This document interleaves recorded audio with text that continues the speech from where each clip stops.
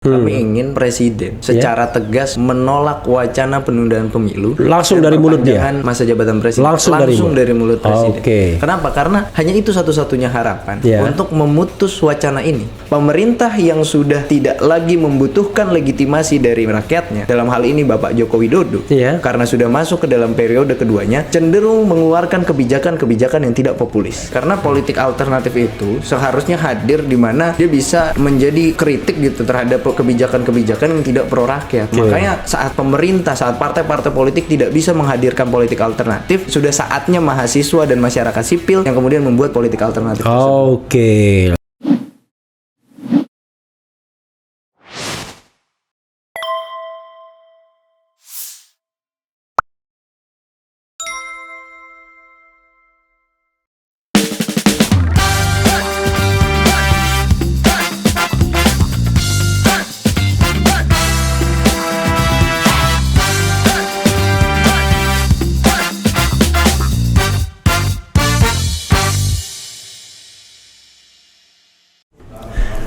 Assalamualaikum warahmatullahi wabarakatuh, sobat era sekalian.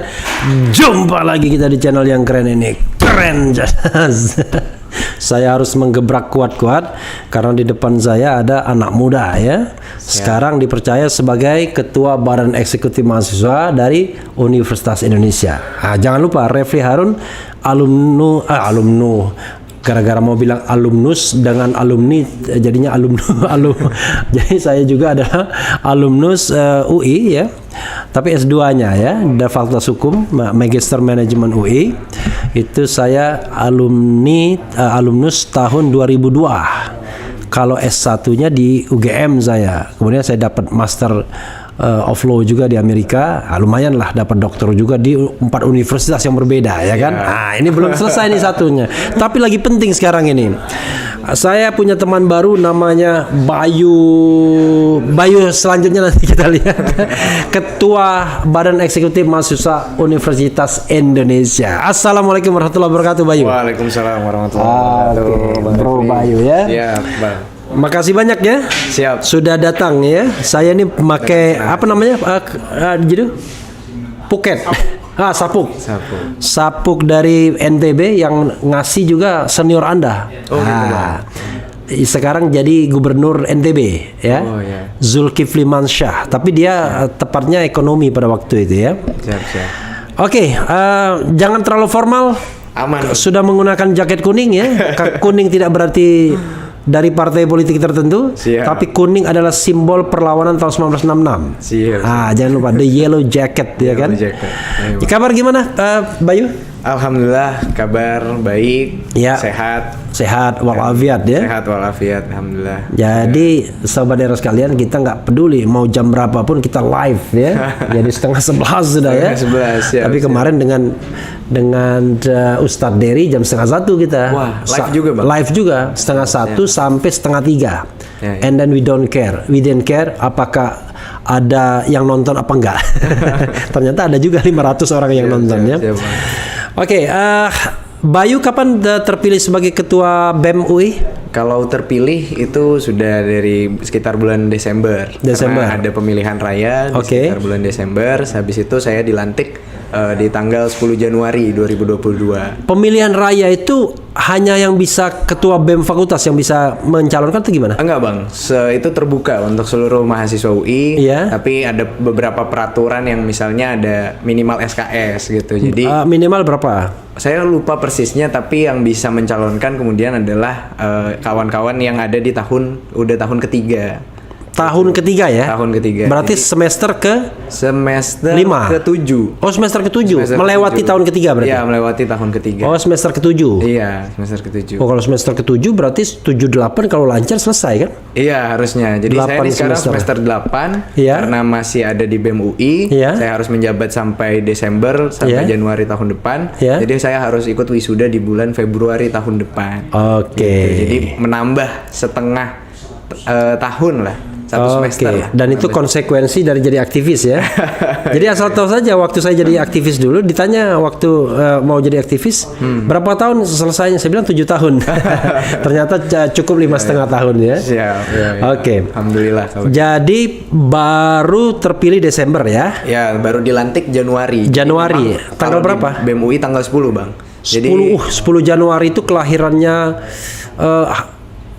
adik saya. Oh. Adik bungsu Saya kira saya. siapa, Bang? Sama kelahiran Hadar Gumai. Oh, siap.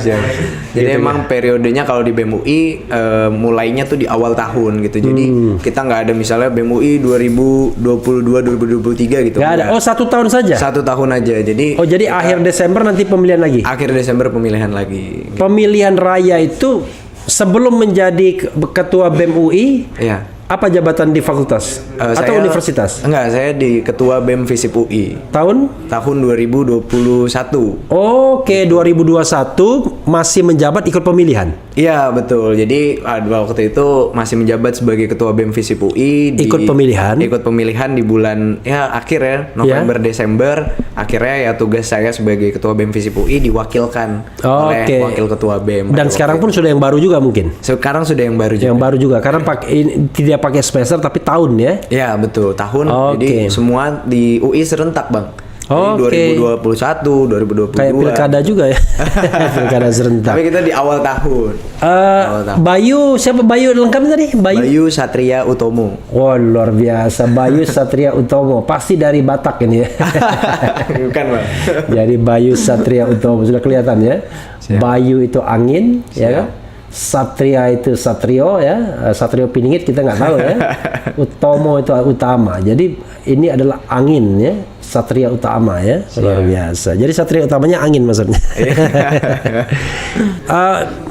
Jurusan apa di Visip UI? Saya jurusan ilmu politik, Bang. Nah, waduh, kalau ilmu politik tidak peka politik gak gawat ini ya kan? Siap. Jadi harus concern ya. Concern dan langsung konkret. Konkret ya. Individual dan final ya kan? Cocok. TSM ya. Jadi baru berapa bulan menjabat ya? Berarti baru 3 bulan. 3 bulan. Tapi 1 tahun ya? 1 tahun. 1 tahun 1 periode ya? 1 periode. Bukan seperti yang ya. Sudah 2 periode 5 tahun. Mau nambah lagi. Iya, itu dia. Kenapa saya nyinggung begini ya kan? Ini kabarnya saya mendengar itu akan ada aksi badan eksekutif tanggal 11 April. Ya. Betul gitu. Sebenarnya ini, Bang, kita masih akan konsolidasi di tanggal 8. Oke. Itu jadi memang di setelah tanggal 8 itu kita coba diskusikan apa saja kemudian isu yang bisa kita angkat, lalu juga teknis lapangan terkait dengan tanggal aksi. Seperti itu, Bang. Jadi sebenarnya masih cair sampai di tanggal 8 besok ini dan semua masih bisa terjadi. Gitu. Baru nanti tanggal 8 diputuskan. Kalau boleh tahu yang akan turun itu apa komponennya? Kita tergabung, jadi kalau dari BEM UI sendiri itu tergabung di BEM seluruh Indonesia yang kerakyatan. BEM SI. BEM SI kerakyatan. Oh, karena ada 2 ya? Betul. Satunya BEM SI kerakyatan, satunya? BEM SI Rakyat Bangkit. Oh, Rakyat Bangkit. Ini kerakyatan. Kerakyatan ketua BEM SI-nya siapa? Koordinator pusatnya sekarang dari BEM UNES, Universitas Negeri Semarang. Siapa namanya? Namanya Abdul. Ya. Yang satunya? Yang satu lagi dari UNRI. Riau. Ya, betul. Jadi memang kalau misalnya secara BEM SI, BEM UI ikut dalam BEM SI kerakyatan. Gitu. Nah, tapi memang belakangan ini beberapa teman-teman mahasiswa menginisiasi Aliansi Mahasiswa Indonesia. AMI. Iya, AMI. Jadi kita melihat bagaimana gerakan mahasiswa sekarang cukup terpecah gitu. BEM SI terpecah, BEM NUS juga terpecah, Bang, kalau Abang tahu gitu. Dan ada komponen-komponen kampus lain yang tidak tergabung dalam aliansi. Gitu. Jadi kemudian diinisiasilah untuk membentuk Aliansi Mahasiswa Indonesia yang semangatnya adalah menyatukan gerakan mahasiswa. Biasanya itu teori Hegelian gitu ya. Tesis, antitesis, sintesis. Dan begitu sintesis itu tesis yang baru. Tesis baru. Akan ada antitesis lagi. Akan gitu terus. Ya, itu selalu begitu. Siap. Jadi sekarang ini di AMI atau di BMSI Kita tepatnya? dua-duanya berarti. Dua-duanya. Iya, BMSI Kerakyatan dan juga tergabung. Oke, BMSI Kerakyatan itu berapa BEM yang tergabung? Ada lebih dari sekitar 130 BEM. Kalau BMSI Kerakyatan? Iya. BMSI satunya? Wah, saya kurang tahu. Kurang tahu. Tapi kira-kira puluhan, ratusan? Puluhan mungkin. Puluhan ya. Puluhan. Oh, berarti ini yang lebih mayoritas ya, lebih. Secara jumlah sekarang iya. Oke. Secara jumlah. Tapi dari lobby politik belum tentu ya. Atau terutama lobby istananya. Sambil minum Dinda nggak apa-apa ya. Oke, Bang. Santai. Kita di sini boleh apa saja. Yang tidak boleh itu adalah menghina orang lain. Oke, siap. Sama yang nggak boleh 3 periode ya, Bang. 3 periode. Karena saya ada lagunya itu. Sayang Dinda Bayu nggak mau ya kan. Itu. Jadi konstitusi atur 2 kali masa jabatan pemimpin negeri tak boleh diperpanjang lagi. Cukup sudah 2 kali. Ya kan. Sayang sekali ya. Oke. Jadi AMI itu berapa universitas yang bergabung so far? Sejauh For the ini time kita being. kalau untuk untuk kuantitas belum kita hitung sebenarnya, Bang, Oke. karena masih cair dan masih juga karena baru ya, Bang. Iya, kapan? Benar baru. Mungkin bulan-bulan lalu lah. Siapa inisiatornya? Fakultas mana? Sebenarnya Universitas mana? Iya, pada waktu itu banyak universitas yang berkumpul. Oke. Gitu. Jadi kebetulan ada yang mewakili BEMSI Kerakyatan, Iya. ada yang mewakili BEMSI Rakyat Bangkit, lalu Iya. ada yang mewakili BEMNUS, ada juga kampus yang Oh, independen. BEM-nya itu sendiri ada 3 sekarang. Aliansinya ada 3. BEM Ada 4 bahkan. Bahkan kalau bisa 4, dibilang. luar biasa, Iya, dan ya. bahkan juga ada kampus-kampus yang tidak masuk aliansi gitu. Seperti misalnya kampus Trisakti. yang mahasiswa kalau demo pembagian jaketnya di on the spot itu ada juga? Enggak. Kan ada kan tinggal Iya, pilih iya, aja iya, kan. iya. Jadi Mau mau yang jaket mana gitu iya. ya.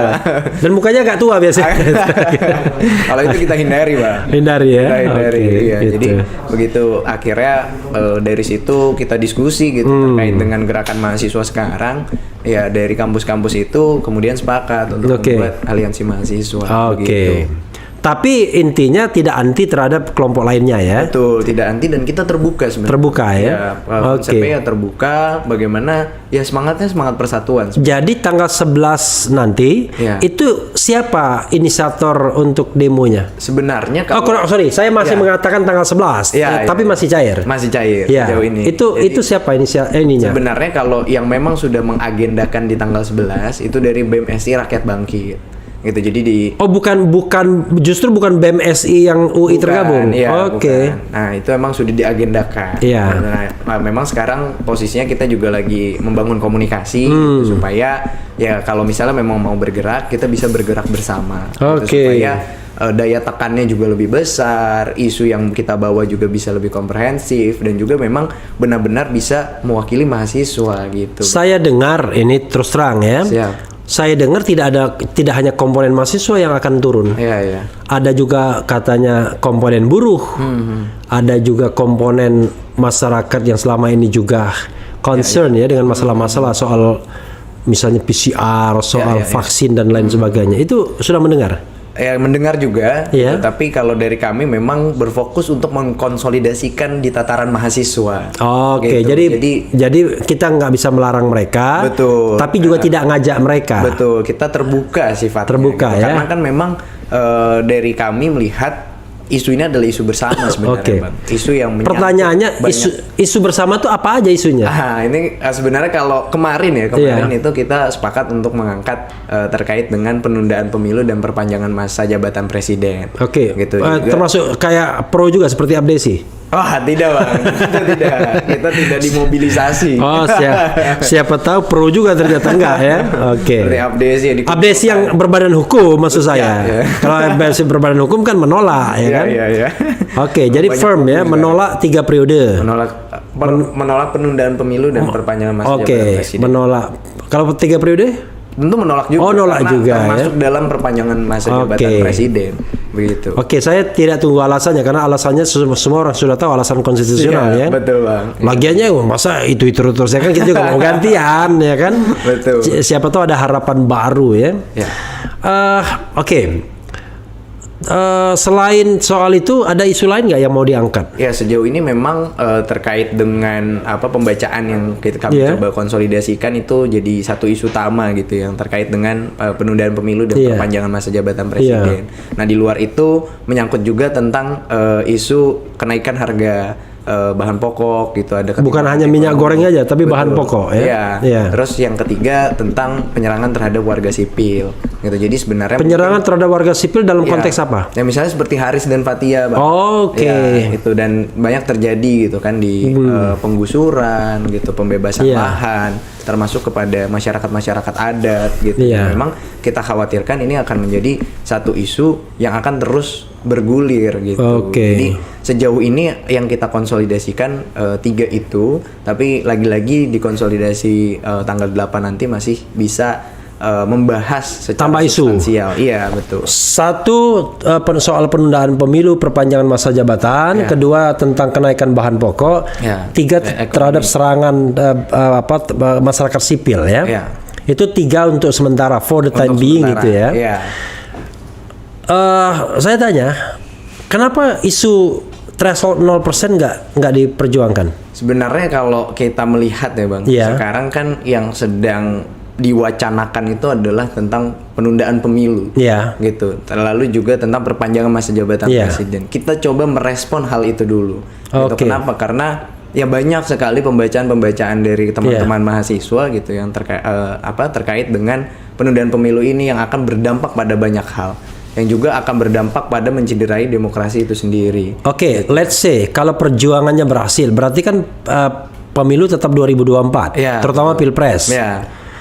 Sekarang saya tanya, kalau pilpresnya cuma diikuti 2 pasangan calon dan dua pasangan calonnya dari rahim yang sama? Iya. Emang itu kemarin juga sempat ya ada bahasan terkait hal tersebut, tapi memang belum dibahas lebih lanjut. Kenapa? Karena memang kita coba berfokus pada isu yang coba kita tolak dari wacana yang muncul dari pemerintah, wacana yang muncul dari istana gitu. Kenapa? Karena wacana ini tentu tadi ya inkonstitusional, lalu juga mencederai demokrasi, berpotensi absolute power gitu. Kita tahu kalau power stands to corrupt, absolute power corrupt absolutely. Gitu. Jadi kita coba pembacaan terkait dengan isu tersebut. Nah, kalau misalnya pemilu memang diadakan di 2024, tentu itu menjadi pembacaan lanjutan. Gitu. Jadi tentang presidential threshold, lalu juga mungkin masuk bisa ke dalam pembahasan sistem politik gitu.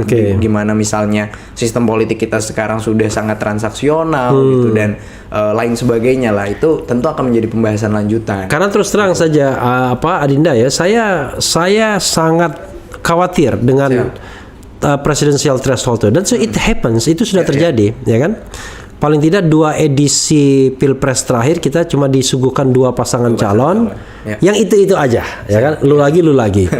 Kita tidak anti kepada pasangan calon, tetapi kan prinsip dari direct election itu adalah kita bisa memperoleh kesempatan untuk mencalonkan calon terbaik. Ya kan? Ya saya dengan segala hormat, saya merasa bukan calon yang terbaik yang dicalonkan terutama 2019. Karena itu memveta kompli kita. Kita mau pilih yang mana? Yang satu udah ada track recordnya 5 tahun pertama, kelihatannya not sophisticated. Yang satu punya sejarah orde baru yang kelam. Ya kan kira-kira begitu.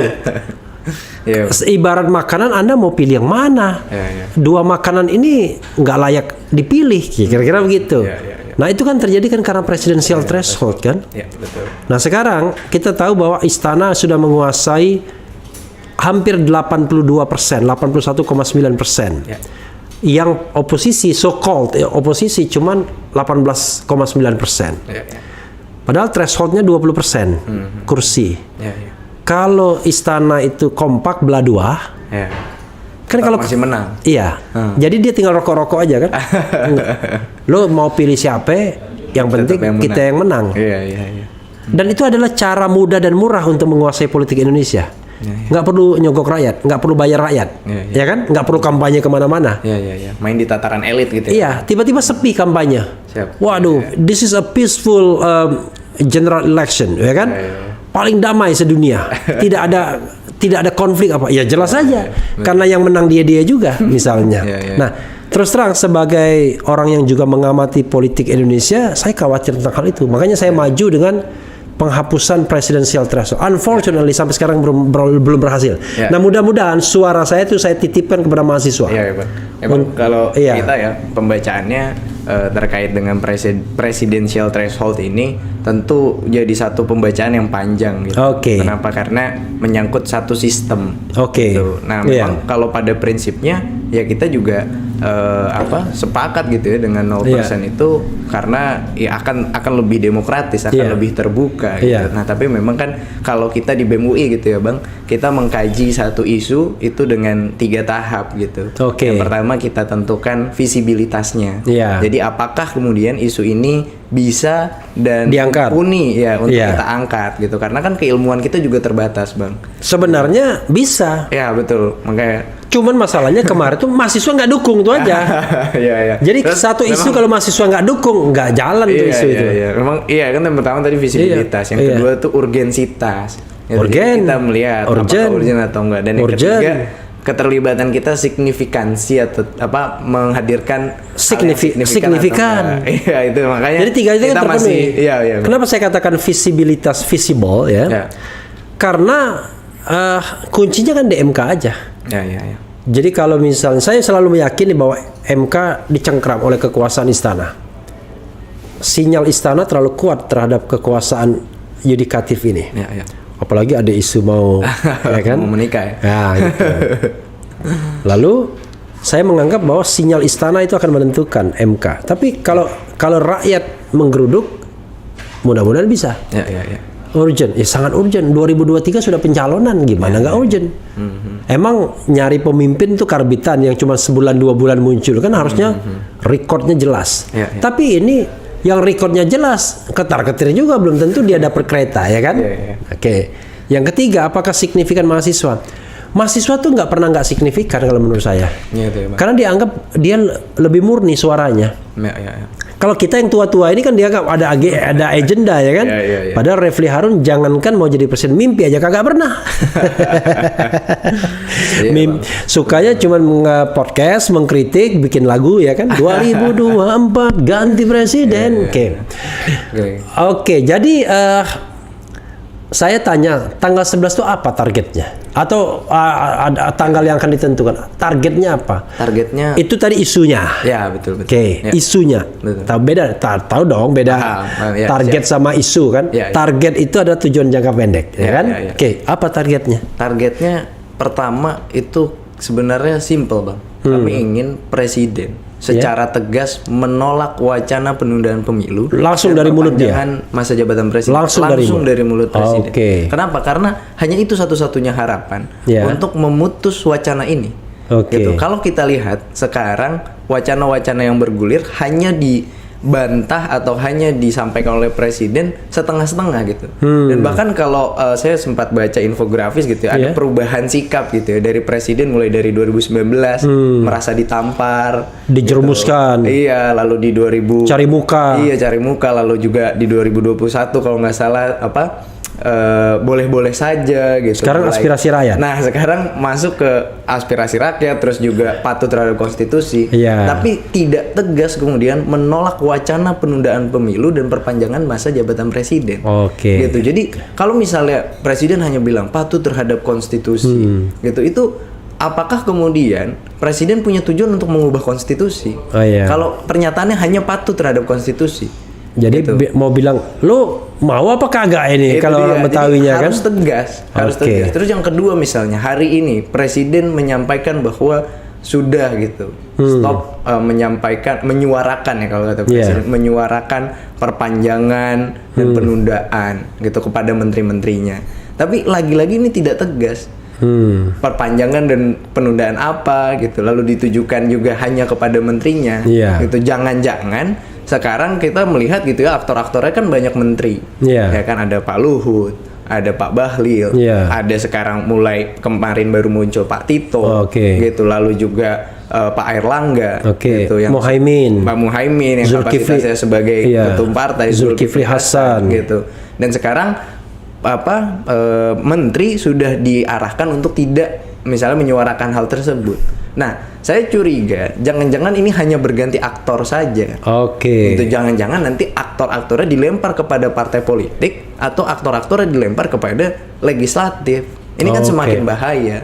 Gitu. Jadi kami hanya ingin sikap tegas dan penolakan tegas dari presiden yang dikeluarkan langsung dari mulut Pak Presiden Jokowi untuk menolak wacana penundaan pemilu dan perpanjangan masa jabatan presiden. Poin itu kita simpan dulu untuk nanya yang ringan sedap. Target soal harga.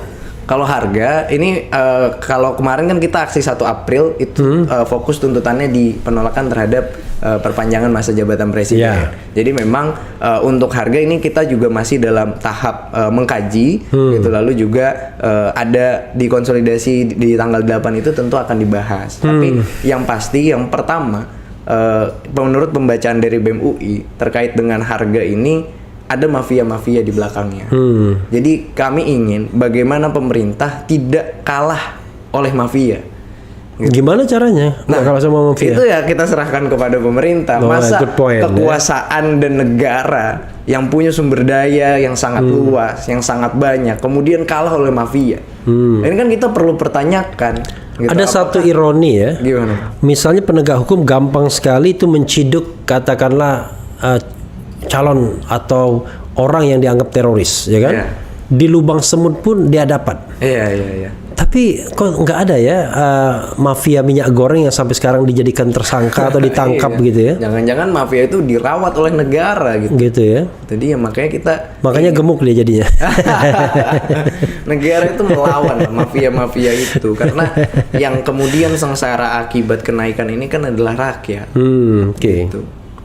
Oke, itu jadi jangan kalah sama mafia ya. Betul. Oke. Kita ingin itu dan ungkaplah siapa mafia-mafianya. Oke, itu targetnya dong. Iya, tentu. Karena jadi negara berani mengungkapkan siapa di balik mafia-mafia bahan pokok termasuk minyak goreng ini ya. Iya, dan kami tantang itu juga kepada negara gitu untuk membuka juga tidak kalah oleh mafia. Jadi serangan terhadap masyarakat sipil apa targetnya? Oke, kalau itu memang jadi satu isu yang panjang gitu ya Bang. Nafasnya panjang terkait dengan isu ini. Yang pertama tentu yang terkait dengan Haris Fathia gitu, lalu juga tentang penggusuran seperti di Wadas misalnya gitu, atau pembukaan lahan yang kemudian masyarakat adat menjadi korban. Ini harus dihentikan. Gitu. Tapi banyak sekali tuh dari Sabang sampai Merauke itu. Iya kan sekarang konflik lahan meningkat. Iya. Gitu, dan seharusnya konflik lahan ini bisa diatasi oleh pemerintah yang dimana misalnya menerapkan Undang-Undang Pokok Agraria tahun 1960.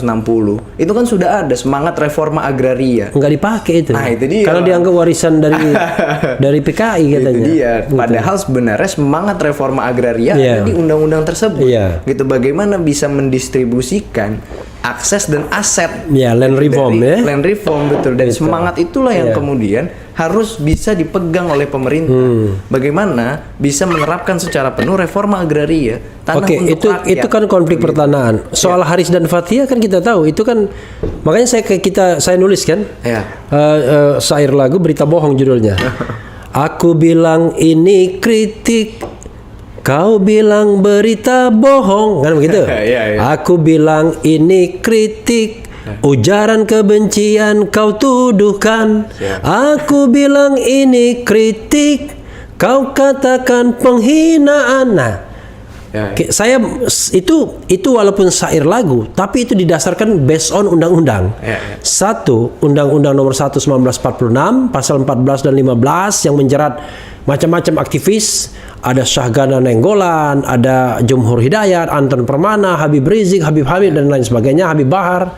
Itu berita bohong yang hoax dengan ancaman hukuman 10 tahun maksimal. Ada juga 1032. Ini undang-undang ITE. Yaitu ujaran kebencian dan juga penghinaan. Haris Fathia masuk di sini. Ya kan? Bagaimana? Apa targetnya? Kalau targetnya suruh cabut tuh undang-undang itu apa kayak? Ya kalau itu tentu kami melihat gitu terkait dengan kasus Bang Haris dan Mbak Fathia ini, adalah satu contoh kasus yang kemudian tidak menutup kemungkinan kasus-kasus itu terjadi pada individu-individu lain. It happened, Gitu. sudah terjadi. Nah, itu dia. Jadi ini adalah satu contoh yang kemudian ini bisa menjadi satu efek domino gitu, atau kita bisa melihat kasus-kasus ini dan bahkan diri kita sendiri. Oke. Gitu. Diri kita sendiri dengan kasus ini kemudian ada ancaman gitu. Ada ancaman kita terberungus gitu kebebasan berekspresinya.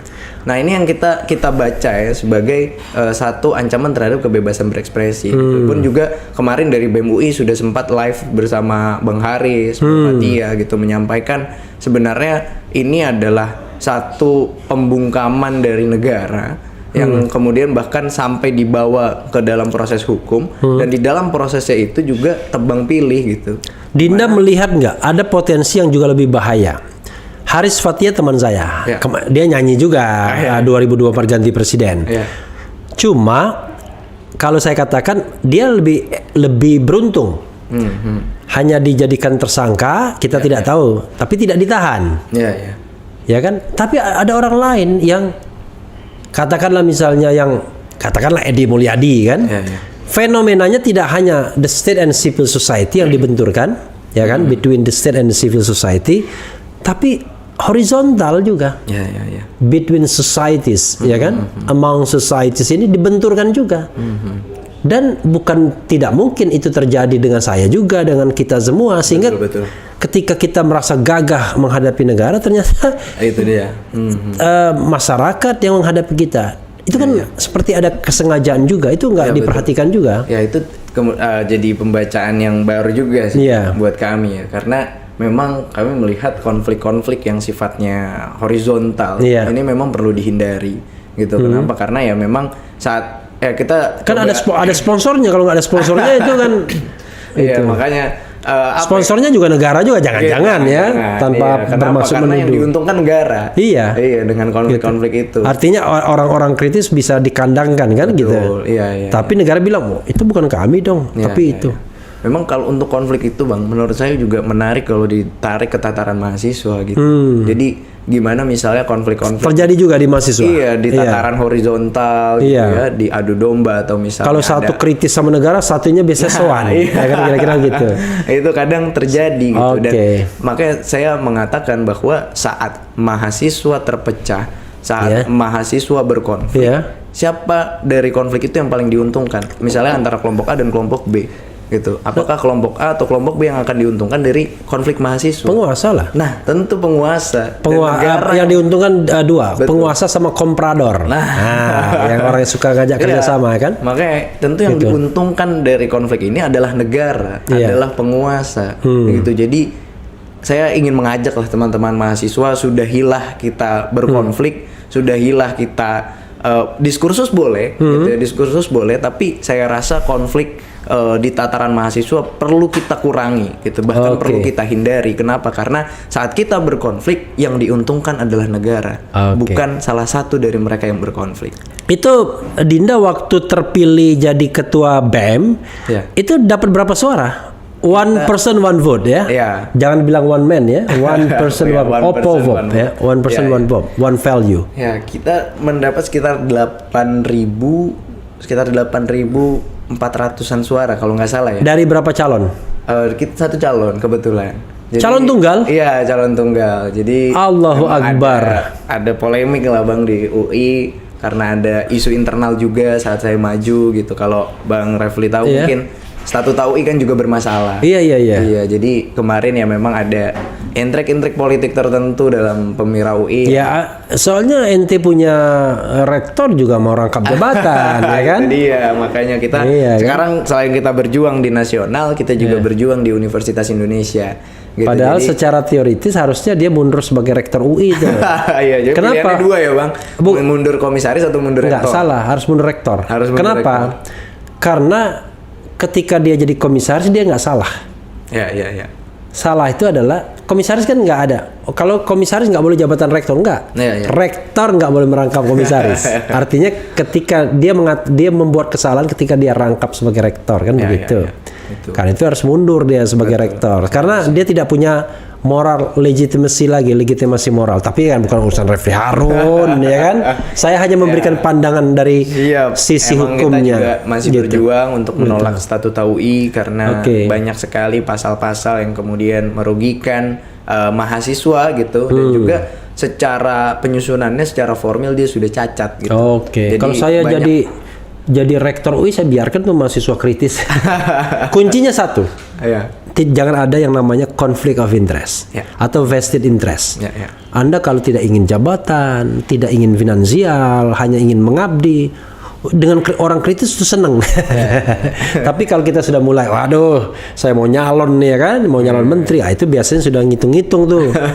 Makin banyak kritik di mahasiswa UI, nanti penilaian Islam bilang, mau jadi menteri di UI aja nggak becus ya, kira-kira begitu ya. Itu suuzonnya. Nah, biar tidak suuzon, coba kita bacakan beberapa komentar sini, Dinda ya. Ada komentar yang selalu saya bacakan, namanya dari Teguh Santoso, karena dia selalu bikin betul ya, karena serius. Yang lainnya kadang-kadang maki-maki doang. Teguh Santoso, mahasiswa harus mau maju untuk isu sentral, yaitu kesejahteraan rakyat yang saat ini semakin terjepit dan hilangnya daya beli. Satu isu ini jika dibawa oleh teman-teman bisa mengguncang seluruh pemerintahan. Yakin sekali dia. Padahal ini isu sila kelima Pancasila ya kan. Cuma kan luas juga. Kan harus it should be specific ya. It's okay. Nanti tinggal tangkapin aja kira-kira nanti ya. Yang langsung atau gimana Bang? Jangan, kita bacakan dulu beberapa kan. Kemudian teruskan perjuangan mahasiswa, tolak 3 periode ya, biar tahu bagaimana aspirasinya. Termasuk yang mengkritik mahasiswa akan saya bacakan juga. Karena biasanya kalau mengkritik pemerintah dibilang kadrun. Biasanya. Ada lagi bilang kadrun. Kira-kira tumbang nggak rezim ini di tahun ini? Ayo, mana suaranya? Ini kita hanya membacakan ya itu. Rakyat dukung mahasiswa, peduli bangsa. Kemudian terus perjuangan keadilan buat semua rakyat Indonesia. Saya rakyat merasakan ketidakadilan. Sudah biadab dibilang begitu. Banyak sekali. Bayangkan aja ini mungkin ada ratusan sampai ribuan orang yang komen ini.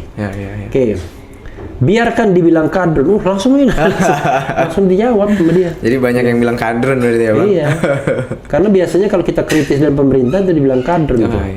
Meski saya bukan mahasiswa, tapi rasanya ingin ikut aksi mereka. Bravo pahlawan kita semua. Kami di belakang mendukung mahasiswa. Jangan takut. Pertanyaan saya adalah, kalau misalnya ada komponen masyarakat yang ingin ikut demo, boleh? Boleh. Kita terbuka untuk seluruh elemen dan seluruh orang yang mau terlibat. Sangat over sensitif, kan? Asal tidak membuat kerusuhan. Takut ditunggangi ya kan? Karena kita aksi damai, kita ingin menggunakan hak kita untuk berpendapat di muka umum. Ya, kalau tidak mau ditunggangi ya bikin pengumuman. Tolong yang biasa penunggang libur dulu ya, kira-kira begitu kan? Lagi puasa juga kan? Jangan terlalu banyak bikin dosa, kira-kira begitu. Betul sekali. Nah, Bang RH, tanyain dong, berani nggak mahasiswa berjihad? Maksudnya apa ini? Berjihad. Ya kan? Kepada poin intinya saja, mahasiswa harus bisa turunkan presiden dan kabinetnya. Sudah tidak ada alasan untuk negosiasi dengan rezim ini. Kemudian Ahmad Hanafi, harapan rakyat tertumpu kepada mahasiswa. Kemudian pada awalnya pemilu 2024 dilaksanakan pun sudah buruk dengan adanya PT 20% yang menyebabkan rezim tidak berganti walaupun presiden beda. Karena itu fokusnya harus menghilangkan threshold menjadi 0%. Dari kaji bagus juga dia. Jangan kasih kendor dan jangan mau kalah dengan angkatan 98. Kritis dan berani ya. Kemudian mahasiswa mau ikuti jejak siapa nih? Fadlizon atau Adian Napitupulu? Kalau maksudnya Fadlizon tetap kritis, Adian Napitupulu kritis juga. Cuman bedanya satu mengkritik pemerintah, satu bela pemerintah. Kan? Untuk kita mengikuti jalan kita sendiri. The third way ya kan, jalan ketiga atau the middle way ya kan?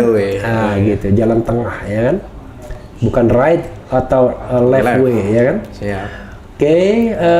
Kemana Partai Wong Cili? Itu nggak ada bedanya ya. Partai Wong Cili. Oke, itu saja coba. Oke, mungkin saya tanggapi dulu ya Pak. Iya, Tadi soalnya jalan-jalan melulu dia gimana gitu. saya. Waduh, ya.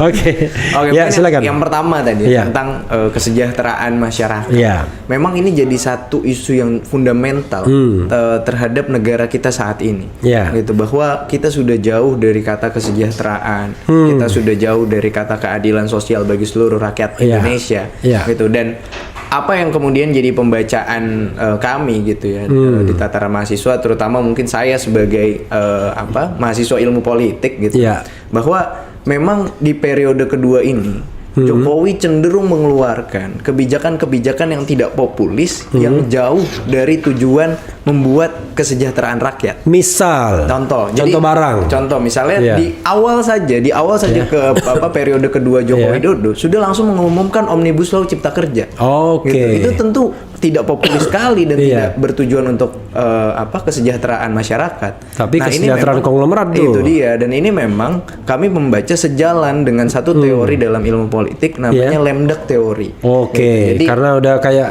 betul. ayam sakit lah ya. Bebek lumpuh, Bebek lumpuh gitu ya. Makanya Oke. saat misalnya ada yang bilang Pak Jokowi bebek lumpuh, itu sebenarnya berdasar gitu. Jadi memang Lemdak teori ini muncul saat second semester Barack Obama di US. Gitu. Oke.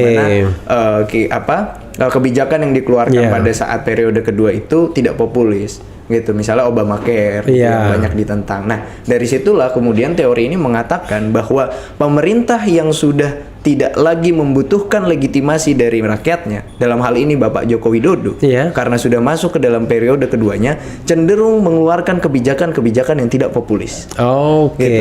Jadi kita bisa melihat tadi contohnya Omnibus Law Cipta Kerja, RUU Minerba. Karena dia tidak punya lagi interest. tidak lagi punya interest dan tidak lagi membutuhkan legitimasi dari masyarakat. Tapi kan untuk 3 periode kan Nah, butuh. itu dia, makanya saya sangat bingung dengan pemerintah sekarang yang sudah tidak lagi Peduli dengan masyarakat. dengan masyarakat, tidak lagi peduli dengan kesejahteraan masyarakat, tapi masih mau berambisi 3 periode. Saya sangat bingung gitu. Karena itu tadi kebijakan-kebijakan Itu anti teori ya. dikeluarkan tidak populis gitu dan Oke. tidak bertujuan untuk mensejahterakan rakyat. Yang kita memang bisa lihat sekarang yang hadir di pemerintahan, kepentingan-kepentingan yang hadir itu tidak mengarah kepada kesejahteraan rakyat, tapi mengarah kepada kepentingan-kepentingan oligarki, gitu, kepentingan-kepentingan ekonomi. Oligarki itu siapa contohnya misalnya? Contohnya ya sekarang banyak lah di pemerintahan kita ya mendapatkan kekuasaan tapi juga menguasai sektor-sektor. Huruf pertama aja misalnya. Huruf pertama L misalnya. L, oke. L itu ada teman saya itu namanya L Ritonga. Nah, ya. iya. Mantan drummer ada band yang juga ngedrum Iya. ganti presiden. Ada lagi? Iya. Ya banyak sekali bang. Oke. Banyak sekali. Banyak sekali. Nyebut dua. cuma 1 doang. 3 harus. 3 boleh. 2 inisial apa lagi bang? B. B. B itu apa ya? Oh ya. Oke, ya B. Iya. Ya. Lalu juga inisial S. S. Luar LBS ya. Udahlah nanti Atau saya P. atau P. Iya. Luar biasa. Saya tahu P itu. Tahu ya bang? Pak Jido. Oke, Itulah. yep. Jadi kita melihat memang sekarang pemerintah kita dikuasai oleh oligarki yang kemudian menjadikan ekonomi sebagai suprastruktur dari negara, Oke. tidak lagi sosial politik yang kemudian jadi suprastruktur gitu. Kalau kita mengacu ke satu penelitian tentang oligarki gitu Yeah. ya bang, kalau nggak salah Fedi Hadis, Yeah, dan Fedi R. Hadis ya, yeah. kawan-kawan gitu, Yeah. mengatakan bahwa solusinya adalah membuat politik alternatif gitu. Jadi ini yang kita kekurangan di Indonesia. Politik alternatif ini tidak hadir dalam eksekutif maupun dalam legislatif. Politik alternatif itu tentu. with internal atau eksternal? Keduanya. Keduanya. Sebenarnya. Iya, karena politik alternatif itu seharusnya hadir di mana dia bisa menjadi kritik gitu terhadap kebijakan-kebijakan yang tidak pro rakyat. Gitu. Oke. Makanya saat partai-partai politik tidak bisa menghadirkan politik alternatif, sudah saatnya mahasiswa dan masyarakat sipil yang kemudian membuat politik alternatif. Oke lah ya. Jadi politik alternatif kita, politik sebenarnya itu aja ya, politik Itu pro dia, rakyat. iya, politik Kan selalu yang- rakyat versus konglomerat, Itu ya kan? ya, dan ideologi kita kan satu, Oke. Pancasila. Oke. Gitu. nerima Pancasila kan? Kalau itu jelas. Sudah jelas ya. Iya. Tapi kan malah partai-partai politik yang berideologi Pancasila saat ini tidak kemudian mengimplementasikan Pancasila secara penuh. Oke, luar biasa ya. Coba dijawab lagi yang lain tadi pertanyaan-pertanyaan tadi. Apa lagi ya? Ya mungkin kalau terkait dengan gerakan mahasiswa yang diidentikan dengan kadrun gitu. Bang, sebenarnya itu sangat jauh gitu. Kenapa? Karena tugas kita ini kan adalah gerakan mahasiswa adalah gerakan moral. Gerakan mahasiswa adalah gerakan politik paling ideal gitu. Dan inilah saatnya gitu mahasiswa kemudian mempraktekkan apa yang sudah dipelajari di kelas. Gitu. Jadi kalau menurut Undang-Undang IKM UI gitu ya, mahasiswa itu definisinya adalah IKM itu Ikatan Keluarga Mahasiswa UI, gitu. Mahasiswa adalah orang-orang yang tercerahkan pemikirannya dan berani berdiri di hadapan kezaliman. Oh, luar biasa. Jadi kita sudah tercerahkan. Nanti bahasa kadrunnya katanya amar ma'ruf nahi mungkar. Karena kita sudah tercerahkan pemikirannya. Maka dari itu kita mahasiswa seharusnya berani untuk berdiri di hadapan kezaliman. Oke, luar biasa ya. Masalahnya adalah sudah diidentifikasi di mana kezaliman itu. Sehingga Anda harus berdiri ya kan? Boleh ambil minum ya, Bang? Oh iya ya, ambil santai kita. Kita satu botol lagi, Dok. Ambil, Dok. Nih. Nah, saya bilang kalau di podcast Refli Harun tidak ada yang salah, ambil minum ya kan. Oke, ini Dinda. Oke, siap. Terima kasih, Bang. Ya. Oke, jadi tadi ada pertanyaan yang ngeri sedap dan selalu pasti ditanyakan. Dan saya harus tanyakan ini karena ini adalah tanggung jawab saya juga untuk memberikan hal yang jelas kepada masyarakat ya. Begini, agak ngeri sedapnya begini. Masa jabatan presiden. Kita nggak bicara tentang penundaan, perpanjangan. Tapi kita bicara tentang percepatan. Iya kan?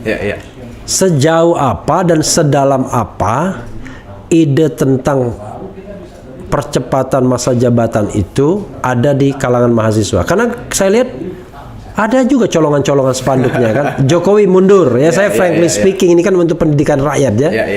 Itu bagaimana coba? Tadi kan ada yang jauhnya kan betul, katanya. Tanya. Sebenarnya kalau sejauh apa dan sedalam apa belum jauh dan belum dalam.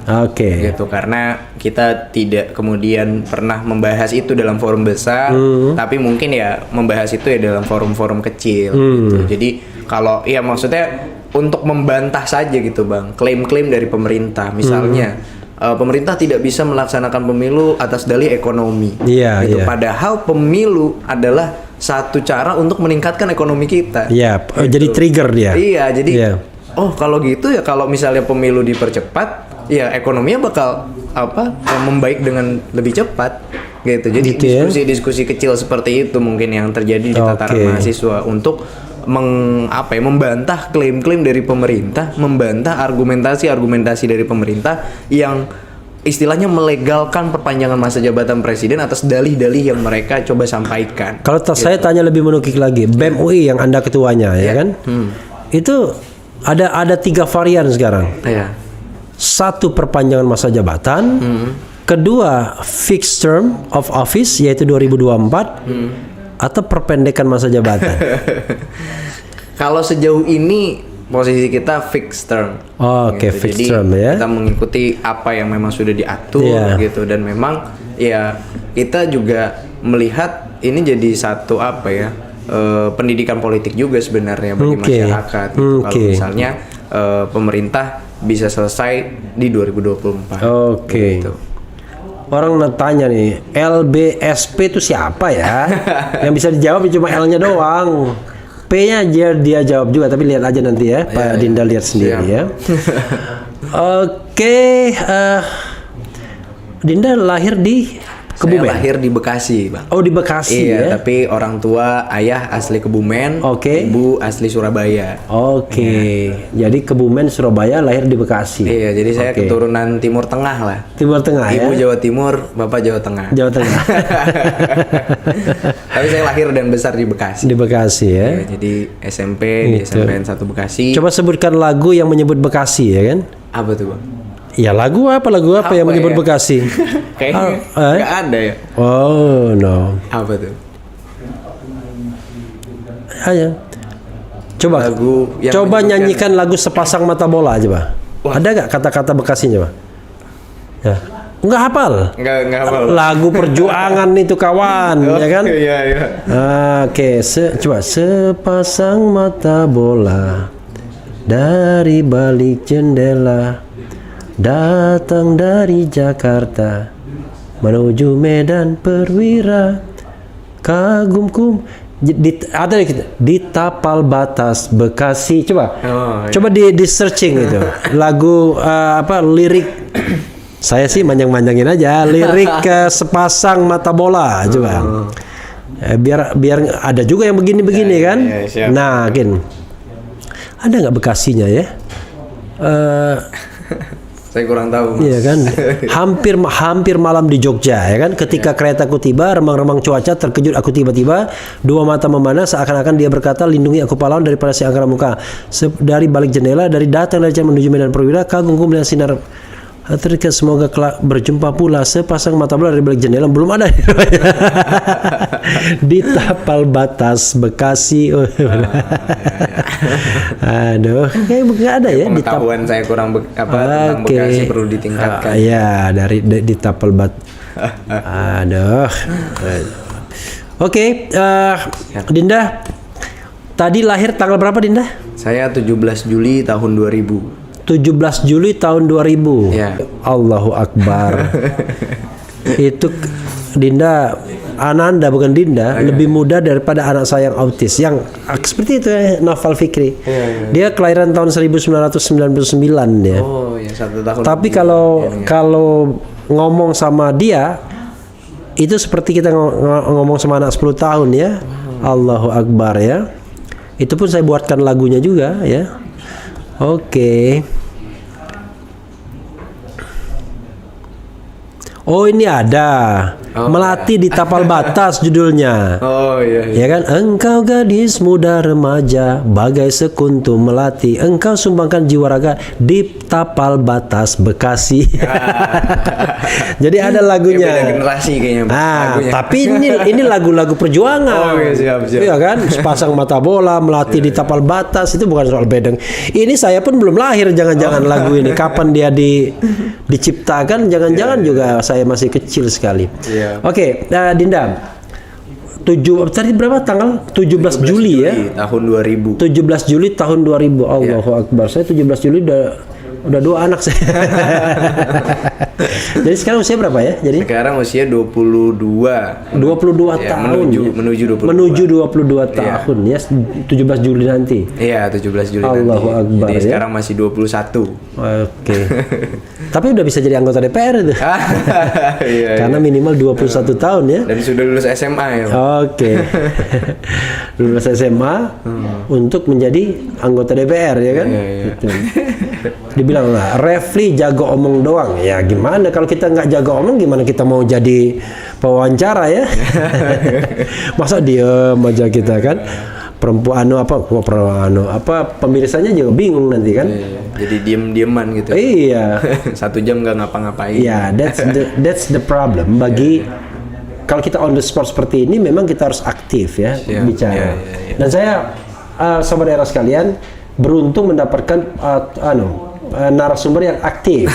Iya, iya. Kalau misalnya ditanya jawab singkat, berat kita jadi ya kan. Ya, tapi nggak apa-apa Bang, mending 1 jam nggak ngapa-ngapain. Oh gitu ya, daripada 7 tahun nggak ngapa-ngapain. Oh. Terhadap kasus Akseina.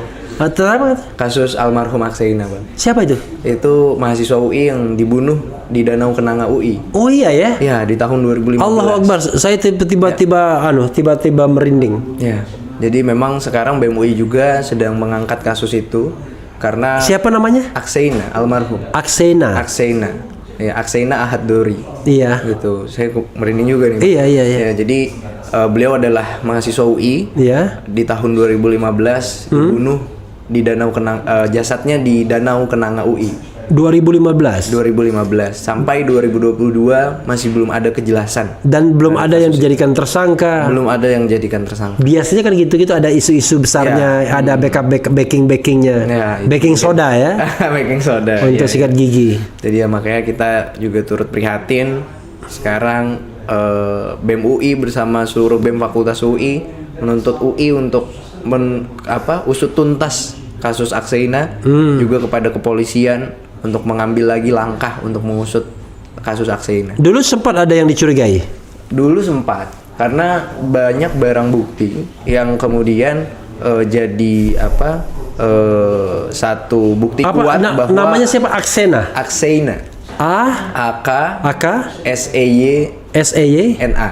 Oh, Akseina. Akseina. Ya, Tolong Jido ditampilkan ya beritanya. ya, nanti boleh dicari, ada Instagramnya Peduli Akseina UI. Oke. Iya, jadi itu Instagram yang dikelola langsung oleh keluarga korban. Oke. Gitu. Jadi sudah 7 tahun kasus ini tidak terungkap. Padahal sudah tadi ya banyak bukti yang kemudian jadi bukti kuat bahwa Akseina dibunuh, bukan bunuh diri. Oke. Gitu, jadi- Oh, itu di skenario kan seolah-olah bunuh Bunuh diri. diri gitu, karena satu ada surat kaleng di kos-kosannya yang memang menunjukkan bahwa Iya. Akseina berniat untuk bunuh diri gitu. Iya. Tapi ternyata setelah dilakukan ada bukti-bukti gitu. Yang Iya. pertama ada batu di tas Akseina Iya.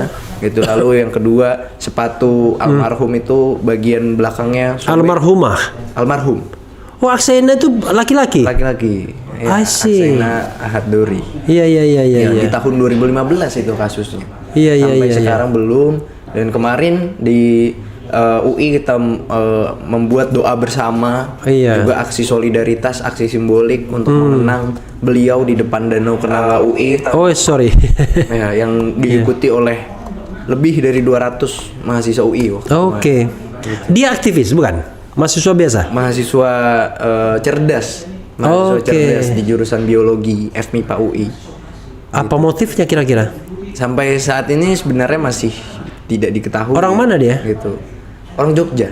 Oke. Iya, jadi kami juga kemarin sebenarnya mengundang keluarga korban untuk hadir di doa bersama, tapi karena keterbatasan jarak dan keluarga korban masih belum ada waktu untuk menghadiri, jadi kemarin hanya berkabar dari DM Instagram, dari WhatsApp. Ini tanggal 26 Maret 2015. Ya, jadi persis itu 7 tahun yang lalu gitu kan. Ini Saya pas mau April. bercanda tapi nggak pantas. 26 Maret ini kalau tidak salah ini saya jadian dengan istri saya. Iya. Jadian waktu ya pasang-pasangan gitu ya, sebelum menikah gitu ya. Oke, Akseina ya. Itu kasusnya masih belum terungkap sampai sekarang, dan pihak kepolisian pun sudah istilahnya sudah enggan kalau saya bilang ya. Kenapa? Karena di dalam kalau kita kemarin ada kabar di Polres Depok gitu. Iya. Polres Depok itu Kapolresnya sudah berganti sekitar 5 kali dari kasus itu. Lalu Kapolsek Beji juga sudah berganti sekitar 7 kali dari kasus itu. Jadi di setiap estafet kepemimpinan itu tidak ada itikat baik untuk kemudian mengusut tuntas kasus ini. Ya, tapi kalau kita di tataran nasional itu ya terjadi juga dengan Munir ya. Ya, betul. Terjadi juga Dan- kalau lebih ditarik lagi Marsinah dulu kan. Betul. Ya. Kemudian Banyak ke sekali Novel Baswedan. Baswedan, iya. Terakhir ya spektakuler KM 50. Ya. Iya. Oke, Dinda, saya berharap nanti kita bisa bertemu lagi ya. Siap, Bang. Karena sepertinya Dinda Bayu ini sangat digemari nih perempuan-perempuan penonton RH Channel ya. I don't know exactly yang nonton perempuan atau laki-laki. Ya. Tetapi sampai sekarang yang nonton itu sudah, yang masih nonton 4.000 5.000 ya, tapi di sini sudah 14.000 yang nonton. Itu termasuk paling banyak ya. Siap. Luar biasa. Mungkin karena kegantengannya itu yang nggak nahan. Bisa gitu ya. aja nih Bang Refli nih. Oke, Dinda, silakan closing statement ya. Mungkin closing statement dari saya, Bayu Satria Utomo, Ketua BEM UI 2022, mengajak seluruh mahasiswa dan seluruh elemen masyarakat untuk bergerak bersama menolak wacana penundaan pemilu dan perpanjangan masa jabatan presiden. Wacana ini tentu mencederai konstitusi kita, mencederai demokrasi kita yang akan menimbulkan potensi absolute power dari pemerintah. Sudah saatnya kita bergerak, sudah saatnya kita membuat politik alternatif dari mahasiswa dan masyarakat sipil untuk kesejahteraan masyarakat Indonesia. Ini tuh, Bang. Allahu Akbar. Jadi kalau begitu ada Allahu Akbar, ini kader ini kanan ya. Padahal itu adalah bahasa yang bagus, mulia ya. Ya, sobat era sekalian, itu tadi dengan sekali lagi saya harus ingat Bayu Satrio Utomo ya. Oh, Satria ya, bukan Satria. Bayu Satria Utomo. Iya, ini emang suka salah, Bang. Pemuda yang lahir di Bekasi tapi dari ibu asli Kebumen, Ibu Surabaya. Ibu Surabaya dan ayah Kebumen ya, Surabaya Kebumen. Jadinya begini, ketua BEM UI yang baru, tapi sebelumnya ketua BEM FISIP ya. Kita tahu bahwa FISIP UI melahirkan orang-orang pandai, orang-orang cerdas ya. Amin. Dan mudah-mudahan orang-orang yang berintegritas juga. Amin. Itu saja sobat dan sekalian. Wassalamualaikum warahmatullahi wabarakatuh. Ciao. Siap. Terima kasih. Mantap.